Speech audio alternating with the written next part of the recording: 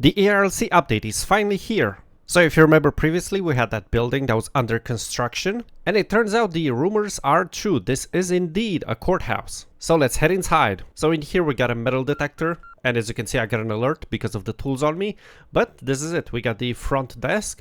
Here we got a bunch of offices, but if we go upstairs and head through this double door and go around this corner, we got the judge chambers right here. And if we head through this other door, here we can get a new job as a judge. Now there's only one teeny tiny issue, and that is you need a game pass for it, which is 400 Robux for a single job that doesn't make you any money. That is quite ridiculous, if I'm allowed to have an opinion. Right, so let's head over to the courtroom itself. Now the way it works here, it's pretty interesting. So if you get jailed by police, you have the option to defend yourself in court. So you're gonna be teleported to one of those seats. You won't be able to leave the seat, so you can't just walk out of the courtroom. But then somebody has to be judge, and a bunch of people are gonna have to join the jury. And then they're gonna decide if you're guilty or not. And the judge can then send you back to prison, release you, or make you pay a fine. Now I can't really test that right now because I ain't buying that game pass. I'm not crazy, but it is quite interesting, especially on a roleplay server. Now you probably saw in the teaser that there is a new fire engine, and this is it right here.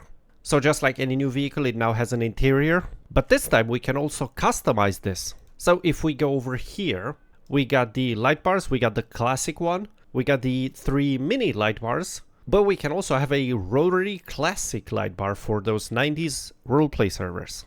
Over here we can have a hose net that goes over those hoses here and the ones in the back. We can have a large mud flap at the end of the fire engine. Not sure what the purpose of 2 pairs is. We can have a siren speaker right here at the bottom. We can have the AC unit on top here. We can of course have 2 tow hooks here in front. And of course we got this hose cover in the back. Now we got the standard liveries, which are a bit bugged because of the new fire engine, so I'm gonna have to fix that. Here we can have a front intake or a bell, and we have 3 different bumpers. This is the standard bumper, we have a streamlined one, which is a bit more aerodynamic, and a storage bumper. Now over here we got those small rotary lights, or the side light bars, which in my opinion looks kinda goofy, so I'm gonna have nothing. And then we got the siren speakers. We can have one here in front, or one here on the grill. And finally, you see all this chrome here. Well, we can change that to all black. Now, everything else is the same. The siren is the same. The lights are pretty much the same, so it doesn't affect my ELS at all. You still got your attack line and supply lines over here, and same in the back. But overall, this is a nice refresh, and I want to see this level of customization and detail on other fire vehicles. Now there are also some new police and sheriff's vehicles. First, this Corvette was updated, because previously the rear light bar was down there, so it's pretty covered by the spoiler, so it wasn't very visible. Now they moved it up there, which is much better. And this old Dodge Ram got a refresh as well, as you can see. Now the livery looks really bad because it's now split into 2 parts, left 1 and left 2. And guess what? We didn't get the new templates, because of course we didn't. We never do. They never bother making new templates for us. Now they also refreshed the Challenger.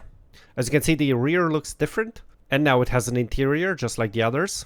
And they also added 2 more variants to this. So this is the Fury, the one that always existed. Then they added the Standard, which is purchasable, and it's actually slower. And then they added this, which is free somehow. And it's also the fastest. And it's got this really nice and aggressive hood scoop. Also, I'm not sure if it's intentional or not, but it seems like every vehicle you buy, it doesn't come with a push bar anymore. I'm not sure if this is a bug or if the developers did this intentionally so you don't have a push bar to pit people. So you're forced to buy the car customization game pass and pay the money so you can have a push bar. I mean, considering they have the audacity to ask for 400 Robux for the Premium Jobs DLC, I'm not surprised. Now with the civilian vehicles, we got the Foreman right here, which has a interior now. Looks pretty classic and old school. The Falcon Advance 100 also has an interior now. And if you go to the back of this truck, you can actually open the tailgate, and that is the case for all new pickup trucks. And of course the Falcon Coupe now has an interior as well. Once again, nice and classic. And finally they changed the roundabout as well near the tool store. We now have these dividers right here, followed by the street names. And of course we got the yield signs. And of course this centerpiece right here, which looks really nice.